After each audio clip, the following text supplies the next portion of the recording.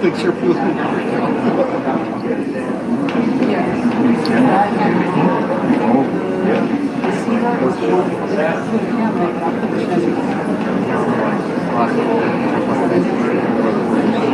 That one there. I had an idea, but didn't really realize how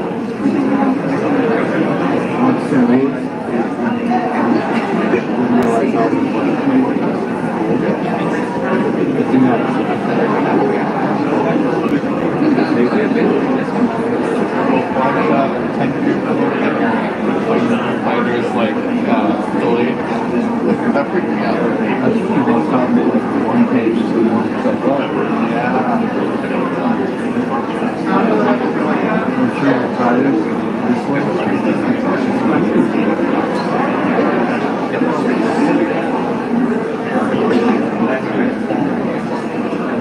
There's many ways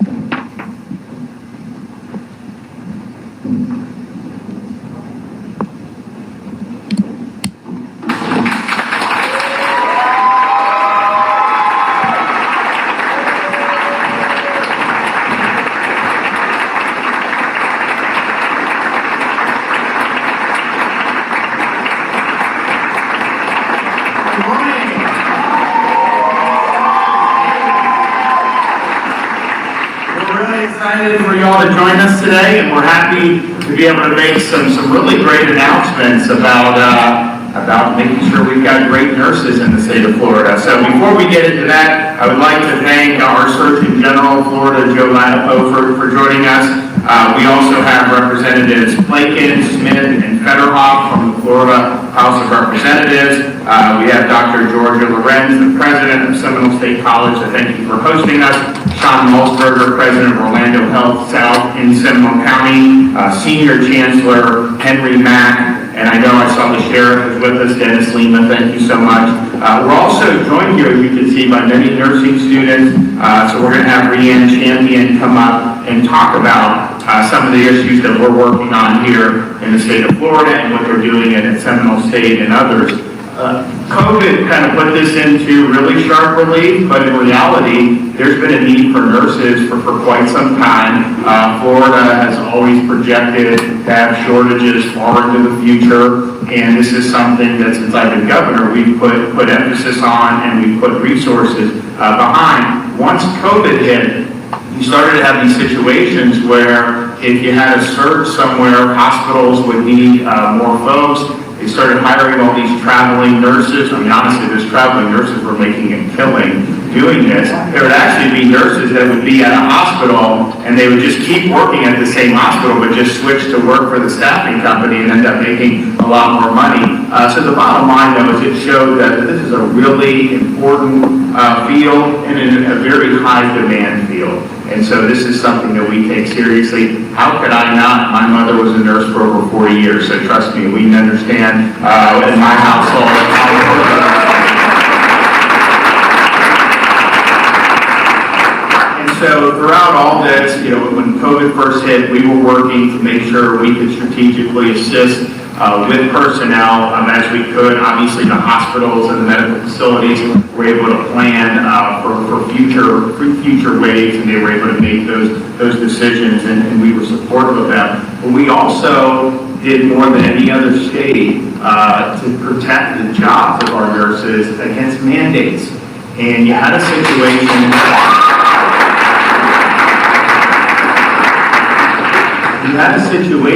where many of these nurses had already had COVID, okay? They are on the front lines. They are dealing with patients, and not just people that are working in a COVID unit. You have people that are dealing with a whole bunch of patients, and as many of you know, these patients can come in for something else, and then some of them had COVID, not serious COVID, but they can still serve. So you had a lot of nurses that ended up have already had it, probably higher percentage of nurses that had it than many other things in the population. And you had a lot of them, particularly a lot of the female nurses in their 20s, 30s, who didn't want to have to do the vax, particularly since they already had immunity. And so we called a special session of the legislature last year. And we said, you know what, in Florida, you shouldn't have to choose between your job and getting a jab that you may not want.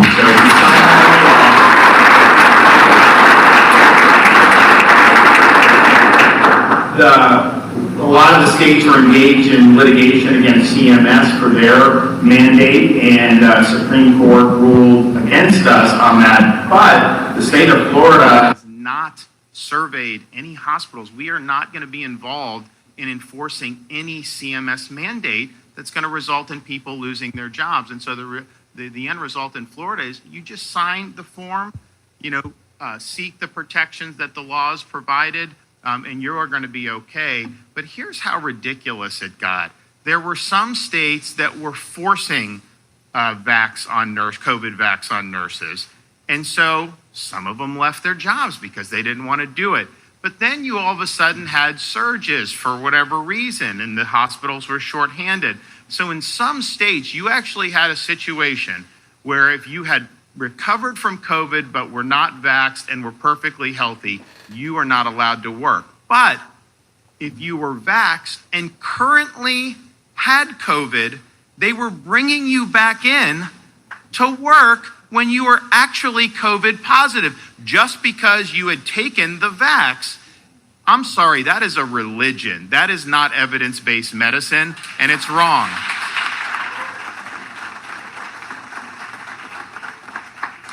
So we are supportive of that across the board. I mean, we did that for every employee in Florida because we realized how significant it is. I mean, people shouldn't have to worry about putting food on the table based off this issue. But particularly, it was so unbelievably counterproductive to impose that on medical personnel. And that exacerbated a lot of the shortages throughout the rest of the country. Well, fortunately, Florida, we're happy to lead and we're happy to stand strong. Now, today, we're here to announce this is National Nurses Month. And so we were working with the legislature during the legislative session. We've been going through the budget, and there's a lot of different things that get put into a budget. Some of it is good, some of it may be more questionable, some of it is something that I will pass on.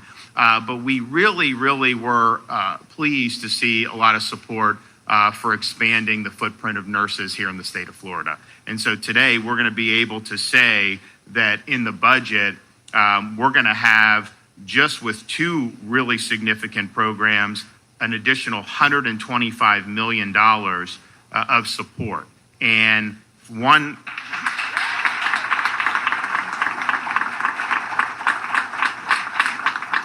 so in this new funding initiative, we've included $100 million for higher education and workforce education programs composing the pipeline program. This pipeline program will financially reward colleges and universities for excellence in nursing education programs based on their student performance. Institutions will use these earned dollars to invest in their programs, and we're also doing another $25 million to establish the Line Fund, which is linking industry to nursing education, which will directly go towards combating the shortage of nursing instructors. The funding evens the playing field for nurses, whether they study at a public or nonprofit private university in Florida or institution. The price nursing students pay in tuition won't determine employer preference when beginning their careers.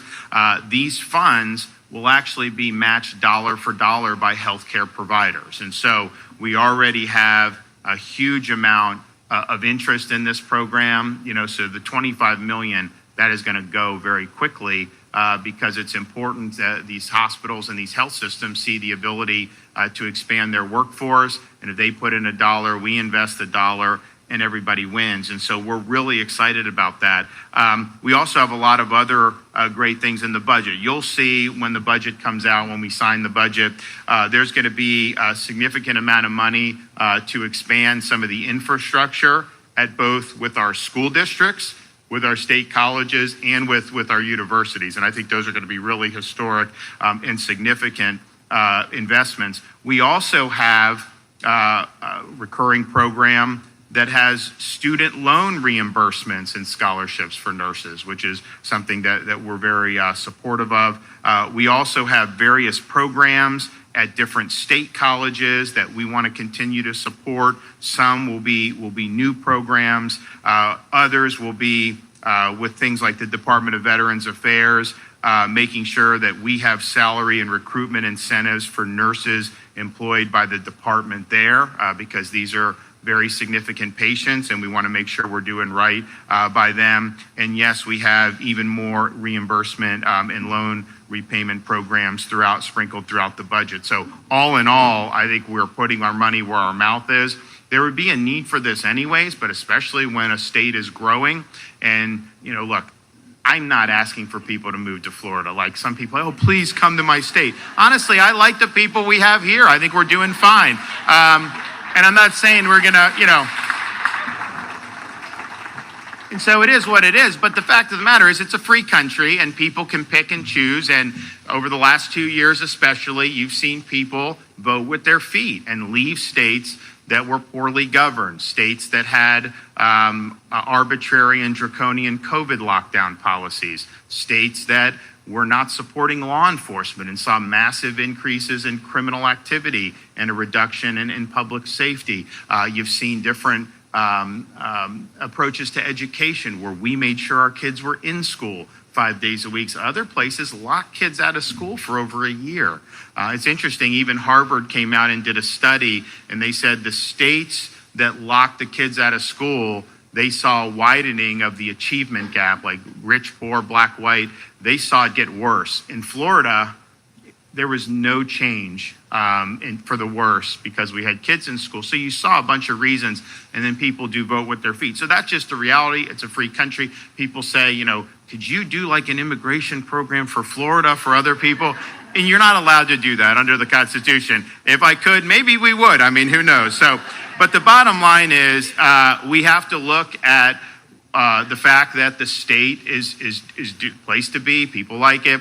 So the demand for nursing, I think, is nationwide. But for us, it's even going to be more acute. And so these really historic investments is our way of getting out ahead of this, making sure that we're able to fill these positions. And as I mentioned, just coming from a family where my mother did it for 40 years, you will make a huge impact on a lot of people. Particularly when they have difficult circumstances to deal with. They will always remember, to have somebody there who was attentive and caring for them at some of their most vulnerable moments. So I just want to say on behalf of the state of Florida, thank you to all the nurses in our state for what you do.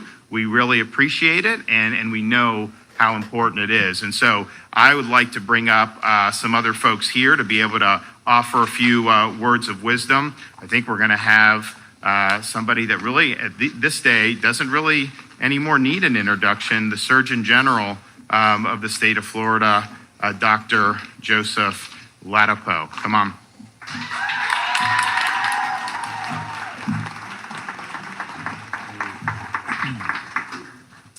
Well, thank you, Governor, and a big thank you, I think, from all of us for what you've been doing while you've been the governor.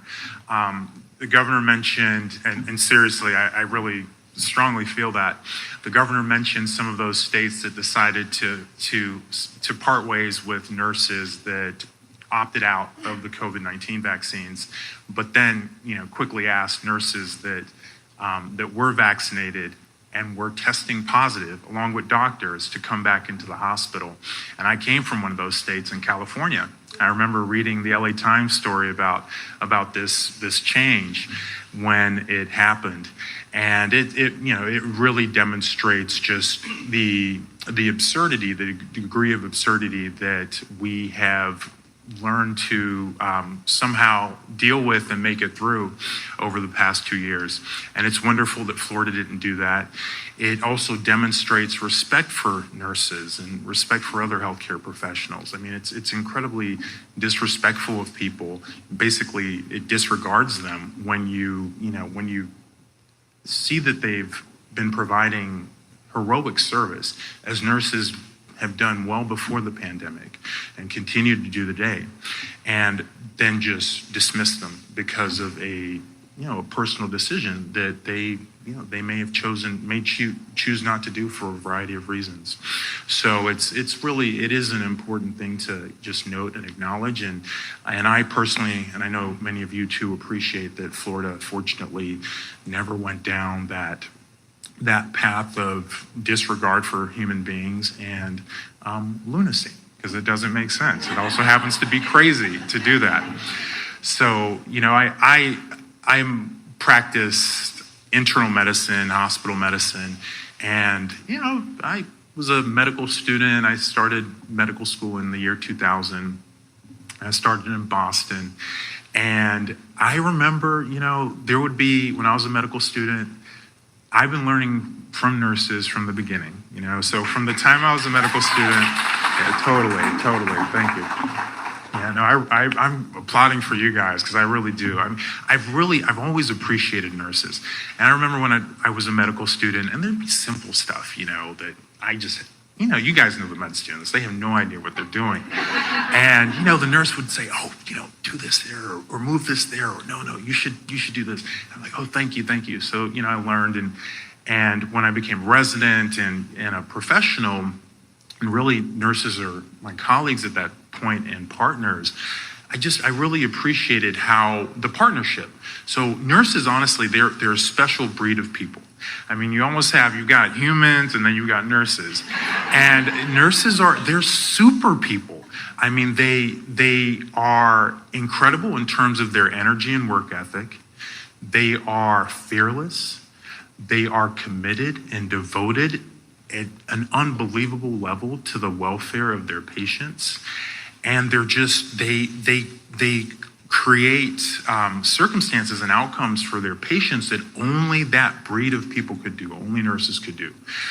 And as doctors, we often, sometimes doctors are considered frontline healthcare workers. And yes, especially if you work in the emergency department, I think that's true. But as a hospital doctor, and people would say I'm frontline, and okay, yes, but when the patient has chest pain and whatever else is going wrong, by the time I get to the room, the EKG is already done, the nurse has a set of vital signs already, patient has oxygen on their, an oxygen mask on. So, you guys are really the front line. You are the front of the front line, and you do it without any actual complaints. Certainly there are issues with the system often, but there are never any issues with whatever the circumstances patients have. And we know patients come from a wide variety of backgrounds, and they bring a variety of very interesting things sometimes to the patient, the patient healthcare worker encounter. But I truly have tremendous appreciation for what nurses do, who you are, and this legislation, this additional funding for nurse training can yield nothing but good things, because nurses are so important and so invaluable. So I want to thank you also, like the governor. Thank you very much, and it's a pleasure to be here and an honor to be here.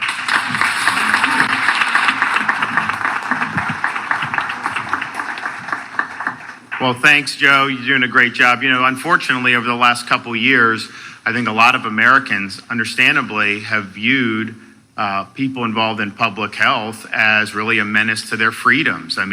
Force you to take vax or lose your job, force you to muzzle yourself, even lock you down, all these different things. And I think Joe, from the beginning, has been advocating policies that were based in common sense, that were based in really the accumulated wisdom of prior pandemics and other things, where they realized a lot of this stuff was not good policy, and he's been willing to lead. Whether we led on making sure kids weren't forced to wear masks in school. Like, most districts followed our law, but some didn't, and so we had to have that fight. And they're so much better off.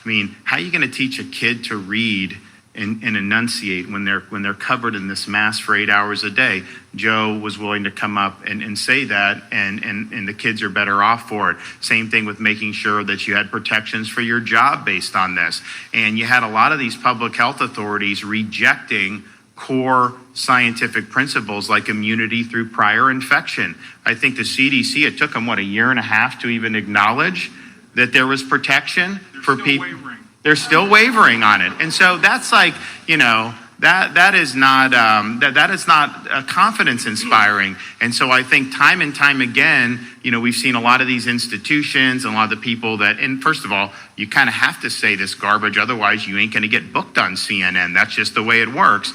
And so they've constantly done that. And I think the result is people have just totally lost trust in a lot of these institutions and a lot of these people. And I think what Joe brings in Florida, and people around the country are noticing this, because people will say they like him, they don't even live here when they run into me, is somebody that you can trust, that is not somebody that believes that our freedoms are just simply expendable just because a cabal of medical people don't think that the freedoms are worth anything. That's not the way you practice medicine. And so I hope that with what Florida's been able to do, we're more of a model of, we want doctors to be able to practice medicine. We want them to be able to put their judgments out there and stand up for what they think is the proper science, even if it doesn't fit the narrative. And they need to be able to be protected to do that. So Joe's really led the way on that. And I think that, there's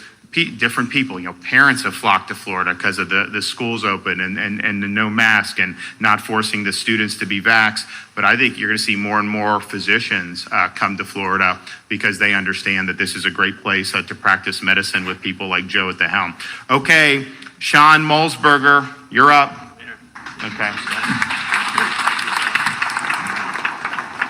Well, good morning, everyone. I want to start off by thanking you. I know we have a lot of our nurses, not just nurses students, but we have a lot of the heart and soul of Orlando Health South Seminole Hospital nurses right over there. But everything you said was absolutely correct. Orlando Health has had a great partnership with Seminole State College for many, many years. And this morning I wanted to highlight just two of those that are helping with this nationwide shortage, and really not just nursing, but overall healthcare in general. Seminole State College is a preferred education provider, and this is one way that Orlando Health invests in our own workforce and ensures that we have a community of healthcare workers trained to provide for the complex medical needs of a rapidly growing region. We've heard that for sure. Orlando Health's preferred education program allows team members to attend Seminole State College with no out-of-pocket cost. Orlando Health pays the cost of tuition and textbooks directly to the college for eligible team members, so there's no waiting for reimbursement. What we were finding is we had some patient sitters, we had nursing assistants, we had folks that said, gosh, I really want to go to that next level and advance my career and become a nurse, but I couldn't afford to wait for that reimbursement to occur. And so we said, how can we remove those barriers? It's all about that professional development, that personal development. And so we now directly deal with the college so they can just focus on their education.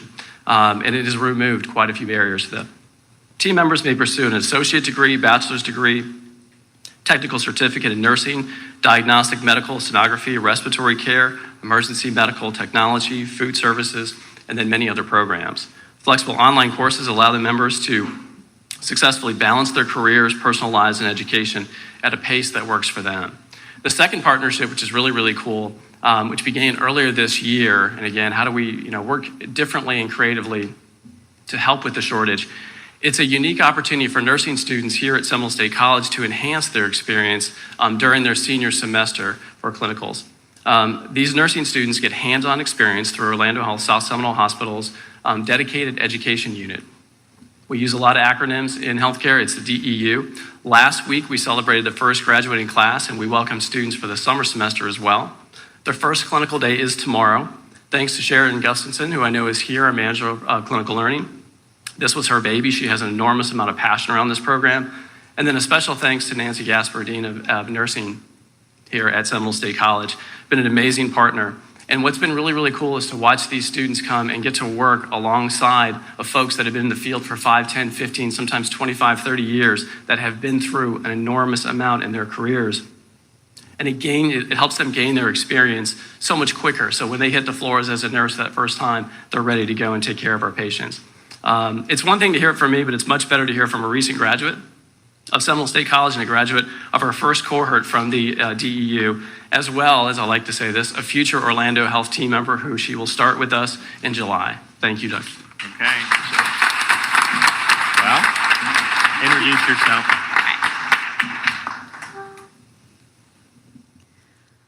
All right, my name is Rayanne, and I'm a recent nursing graduate from Seminole State College. Although I must admit to y'all that was not my first choice when I started my educational pathway. I struggled for a long time to figure out what I really wanted to do, what my calling was. I actually have a previous degree in biology that I completed this spring of 2020, right before starting my nursing program. But all the while through that journey, I honestly had no idea what I wanted to do once I graduated. I just figured I liked science and I'd figure it out once I was done. But then about halfway through that educational career, something terrible struck my family. My grandpa had a dramatic health decline, and to the point where he was in the ICU on life support. My family had to make a very difficult decision of whether or not to continue or withdraw his life supportive measures. We ultimately decided to terminate those life-sustaining actions, and it was extremely challenging for my family. I say all of that to,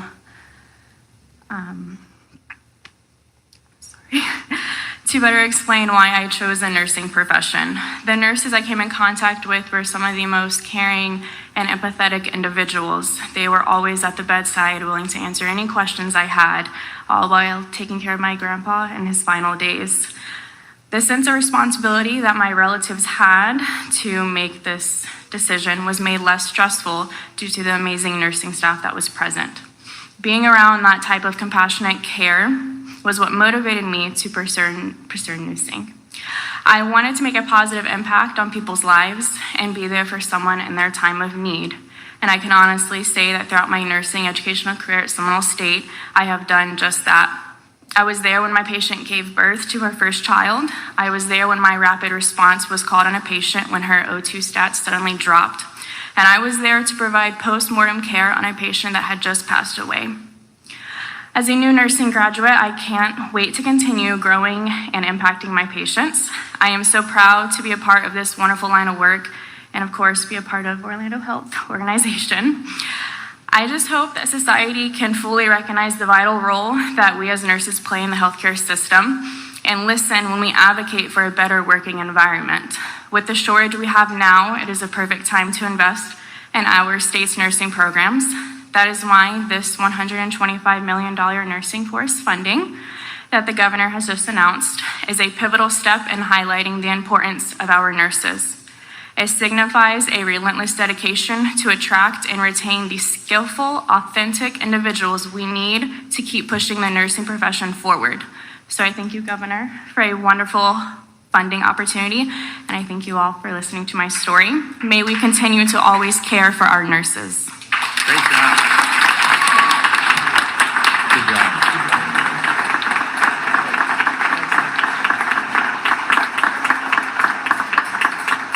Well, very well done. Thank you, Rianne, and good luck to you. And we know you'll have a great career. We're also, the importance of nurses, of course, we're here today, but I think we should also just point out that Florida was one of the states that recently guaranteed patients that they would be able to have family members visit them in the hospital and in nursing homes. And you know, many of our hospitals here were more rational about it than maybe some other parts of the country. But the fact of the matter is, what you saw happen in this country over the last 2 years was basically compounding a difficult situation. And so, yes, you have COVID-19 emerges. You got to deal with that. You got to face that. But to shut off people in their most vulnerable moments from the type of human contact of the people that they love, that is not good medicine, okay? It's not, the people, when they have the people there around them, even if it's just being more comforted, if they don't end up pulling through, that means a lot, and those moments mean a lot to people. But you're never gonna convince me that the outcomes are better when people don't have their loved ones around them. Of course they're not. And so we were very much an advocate very early on from having hospitals do this. I know there was, here in Central Florida, you had families did have to have access by and large. There were other parts of the state it was a little bit more difficult. And so you have the right, though, when you're in those vulnerable situations, sometimes with your life hanging in the balance, the people that you love, the people that are your close family, you know, they absolutely, you have a right to have them there, absolutely. And so we're proud that we did that. I think it'll make a difference. And again, a lot of our hospitals were more rational, but I think people are going to look back at this period and there's going to be a lot of things that they just shake their head at. Like, I mean, I think like in California, I remember seeing like some guy just swimming in the ocean by himself, and they like all these police boats go and take him out of the water as if he was some real threat for COVID. I mean, so some of the stuff was ridiculous what would happen. But when you talk about saying kids can't be in school for a year, that's going to be viewed as a catastrophic decision. But I do think that the separation of the patient from their families in many of these hospitals around the country, people are going to look back today and say, you know, that was really cruel. It was not something that ultimately impacted the trajectory of the disease spread one iota. And it ends up leaving, I think, very bitter taste in the mouth of families. When you're on a computer screen or a phone, you know, that is not the same thing as being there and hugging the person that you love or holding their hand and comforting them. So thanks to the legislature for passing that, and we're happy that we were able to get that done. Okay, last speaker, our senior chancellor, Henry Mack. Thank you, Governor. Great to be with everyone, really humbled. First of all, thank you to the students. Congratulations on your endeavors, and thank you to the nurses and to the nursing faculty and those that have instructed our nurses all throughout, especially the pandemic. I would like to take a personal point of privilege and thank my wife, who's also a nurse, 31 weeks pregnant and still going in the hospital. So knowing firsthand to the points that Dr. Latipo made about your commitment, your empathy, your dedication, and just the outright virtue that you exhibit as professionals. So thank you very much. I want to just sort of briefly remark on something the governor said, and if it weren't for his leadership and really the leadership of the legislature, we wouldn't be in this position of investing in workforce education and training at the rate or at the level we are. Since 2019, when the governor took office, he has invested, through the support of the legislature, over $5 billion in career and technical education. And this has truly changed the narrative. This has helped us understand the value of a career and technical education program and not buying, I think, into the false belief that everyone needs to go to university in order to be successful. And many of you here, including the Valencia students I think are here too, exhibit that. You represent that. And that is just a phenomenal testament with over one across our 67 school districts and leave debt-free. At many cases, or in many times, you are earning while you're learning. You are employed, but also being educated, which is just, again, a testament, I think, to your leadership, Governor, as well as the legislature. I'd like to round out my comments, too, by thanking Dr. Lorenz, president of Seminole State College, and all of the presidents across the Florida College System institution for your support for workforce education and training. The pipeline fund that the governor announced his support of for Seminole State College, what does that look like? That looks like $1.4 million reoccurring this year for the support of your nursing program, as well as another $1.4 million for Valencia, who's also a close partner in this region. And it's to Seminole State College's credit, too, that you include in your academic offerings adult basic education. For those adults that lack basic skills, that don't have a high school